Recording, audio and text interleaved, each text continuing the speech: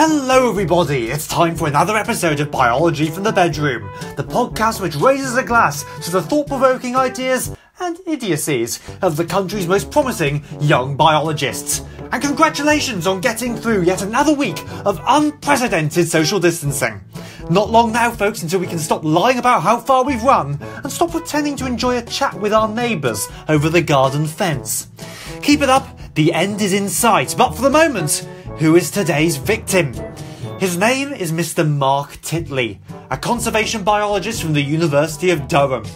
After graduating with a degree in zoology from the University of Cambridge, Mark went on to complete a Masters by Research at Imperial College London, where he investigated the temporal responses of biodiversity to deforestation. For his PhD, in collaboration with BirdLife International, Mark is investigating how the combination of climate and land use change will affect mammalian and avian biodiversity. So, could Mark be a bright light in a rather bleak future? There's only one way to find out. So, without further ado, let's beam potential science leader of the future, Mark Titley, into my bedroom.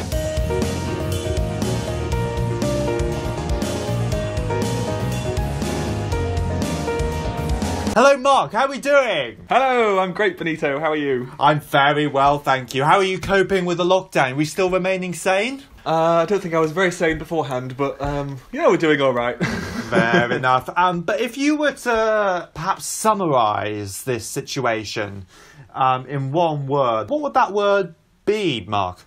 Oh, now that's a good question. I think I'd have to go with unprecedented. Unprecedented! Very thought-provoking, that one, Mark. So, you started your research career, Mark, in your undergraduate degree, actually, which is very impressive, where you published a paper where you identified what I like to call the underdogs of conservation. Exactly. If you like. So, not the cute, fluffy things, in other words. Would you like to explain to us what exactly you did as part of that? Yeah, so for my undergrad research, I was looking at the kind of biases that happen in scientific research.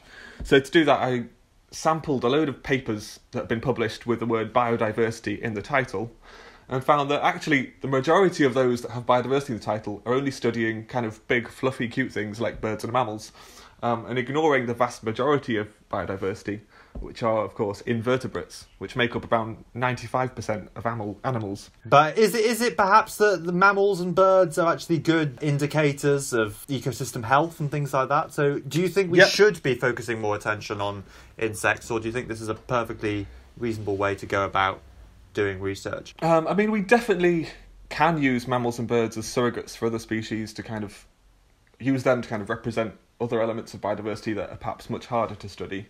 But saying that, I do think we need to put more emphasis onto invertebrates, which are hugely important for how ecosystems function. So your PhD is in collaboration with BirdLife International, or as it's now known, BirdLife Working From Home. Do you want to tell us what precisely you're investigating as part of that, please, Mark? So I'm basically being a massive hypocrite and now studying birds and mammals.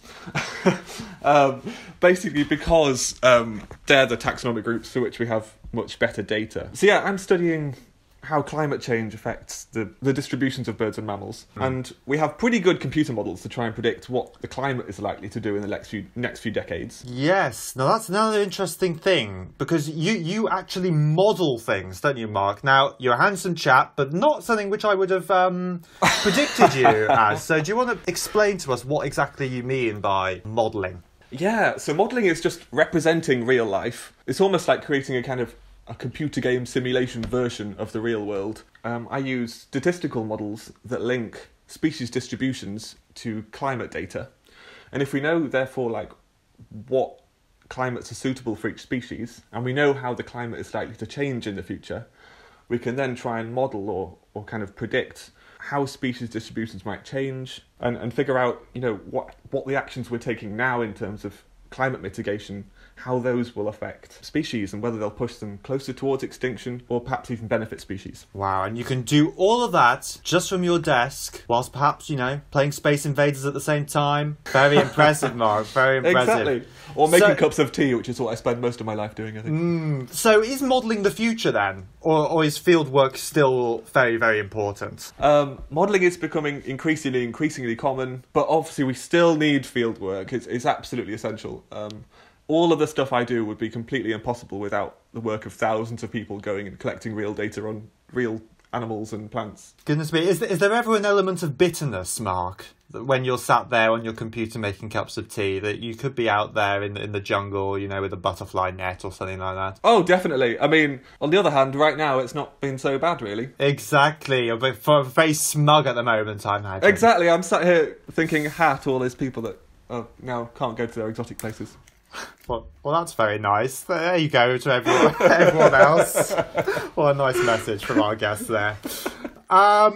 So realistically, Mark, I mean, I think we're all aware that the future doesn't look great for mammalian and bird biodiversity. But do you want to give us a spoiler alert, a sneak preview? What is the future like for mammals and birds? What is the situation? How's the situation looking? It's definitely not a bad story for every species, but on balance, for most species, climate change is going to be a bad thing. But there's been some interesting results as well. So one thing you might expect is that species would do worse in higher latitude regions, so, closer to the poles, because that's where the climate is changing most rapidly.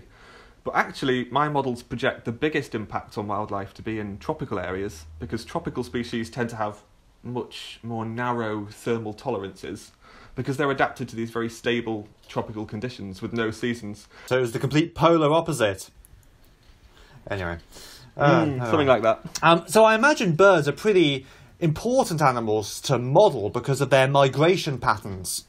Is that right? So is that something which you're taking into account in your models? So I'm actually only modelling breeding ranges, but the guy that sits next to me in the office is spending his PhD... migrating. Yeah, migrating. Yeah. Is it Dominic Cummings?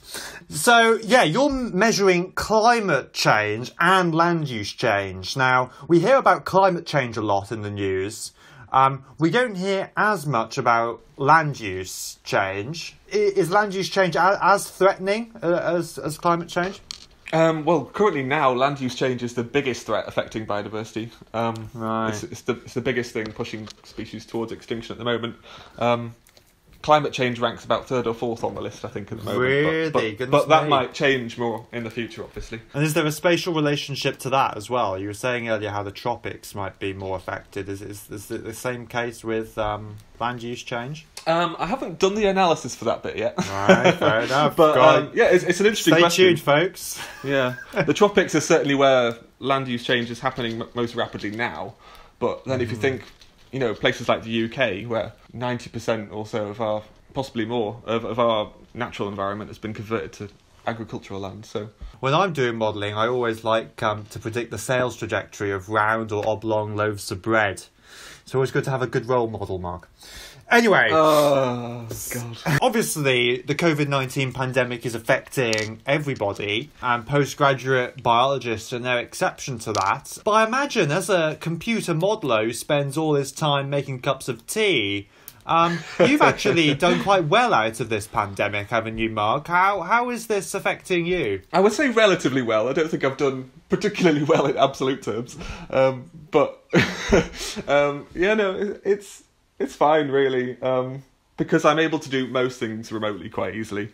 So there's not been so many direct impacts on my research, which has been really fortunate. And obviously there's loads of other elements to PhDs other than the research, which we tend to forget about, whether it's attending seminars or, going to conferences and trying to get to know other scientists. And well, poor you, Mark. Well, this is your opportunity, so I suppose. So anyone listening out there, Mark needs some scientific friends. So if you'd like to get in touch, please do. It'll make him very happy.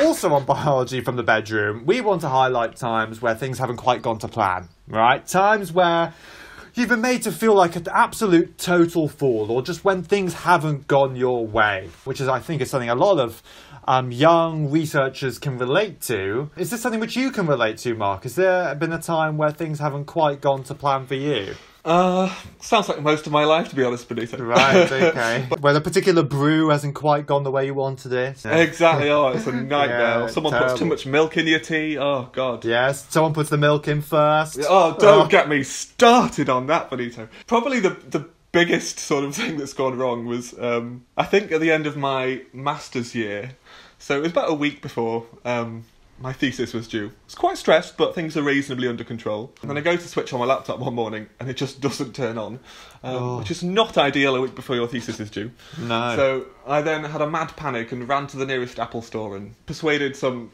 genius barman to help me, which was great because he did. A barman?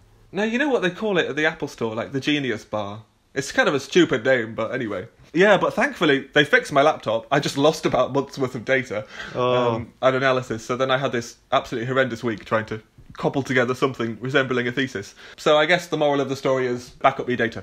Back up your data. That's the moral of the story, isn't it? So also on Biology from the Bedroom, we want to put our guests through their paces, if that's all right, Mark. We're on a mission to find the most promising young research biologist in the country. And for that, we have to put you through the Cryptic Question Clock Quiz. Oh, cryptic question, where's it gonna be, where's it gonna be? Cryptic question, where's it gonna be, where's it gonna be? Cryptic question, where's it gonna be, where's it gonna be? This is a section of the show where we get our guests to answer as many biology-related questions as they can in 60 seconds.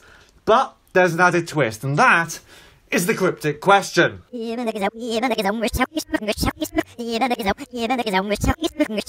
So, one of the answers to the questions I'm about to give you is also an answer to a question in a non-biology related area.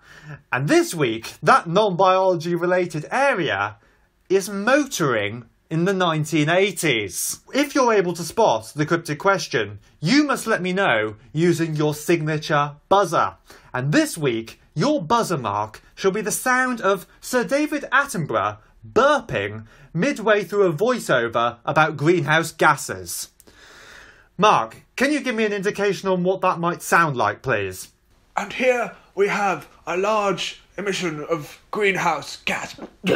Lovely. Mark, are you ready to face the Cryptic Question Clock Quiz? I guess so. In that case, your time starts now. The word biology begins with what letter? B! Correct. An animal which consumes only plant material is known by what name?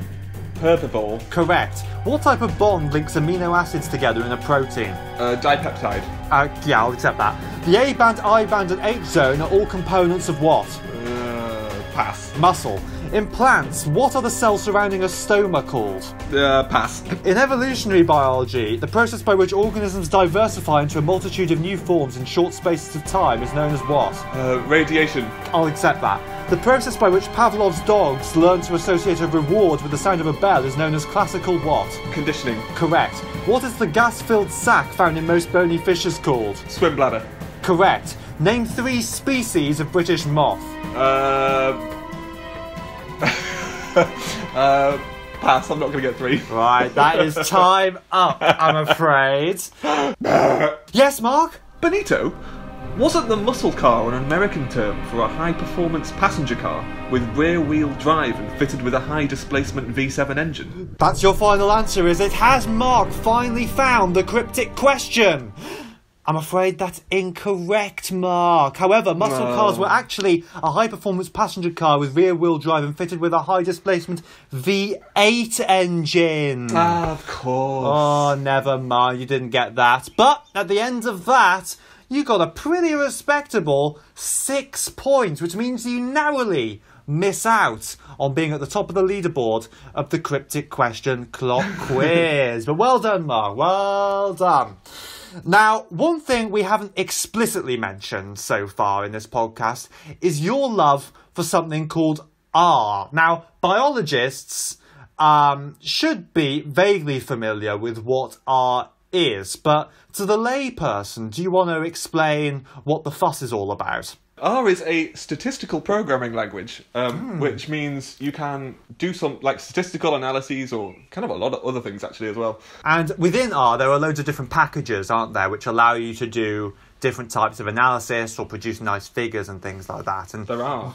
Haha. this is pretty much all you're doing for your PhD almost, isn't it? In fact, if I was to ask you what your top 10 R packages are, do you think you would know that? Surely you would know that after all this time. I probably would know that, Benito, yeah. Well, hold your horses, Mark, because we're now going to do Mark Titley's top 10 favourite R packages. Cue the chart music, please.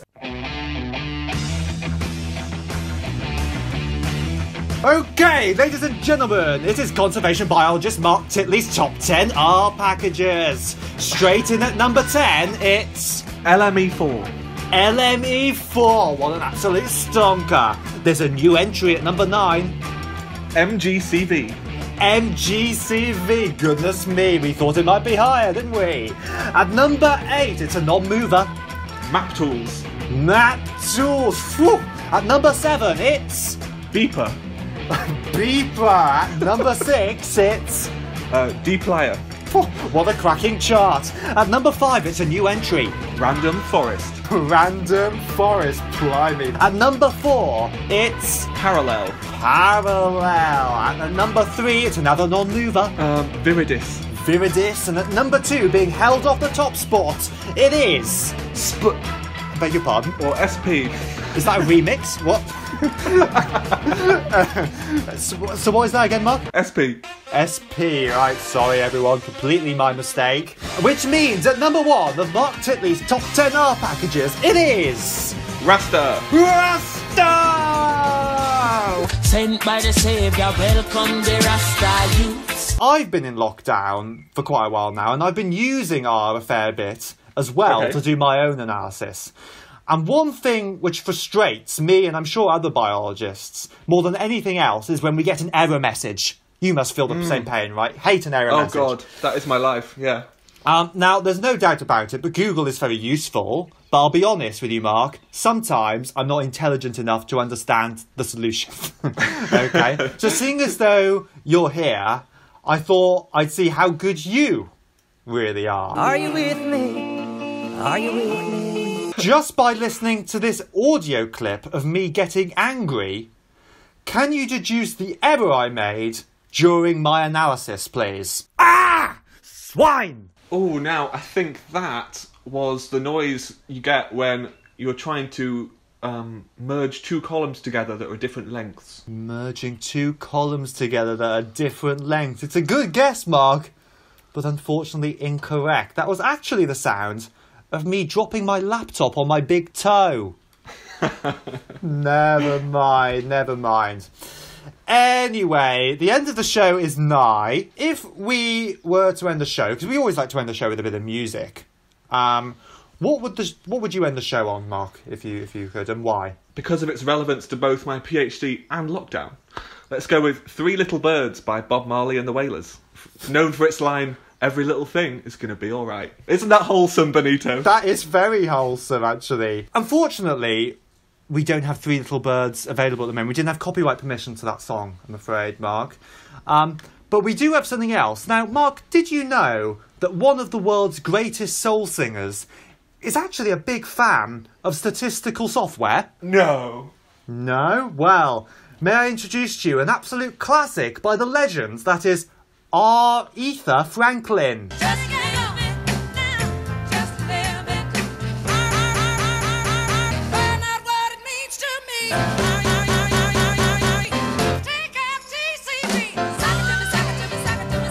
That was the classic R by Aretha Franklin there. Lovely. Love it. Anyway, thank you so much for coming on Biology from the Bedroom, Mark, and best of luck with the rest of your research. Thank you for having me, Benito. Join me next time for the final instalment of Biology from the Bedroom, where I will officially find out who is the most promising young biologist in the country. If you enjoyed this podcast, don't forget to subscribe for more wildlife and science-related content. In the meantime, if you don't mind, I need to tell my laptop that is not what I meant by a reboot. See you next time, everybody!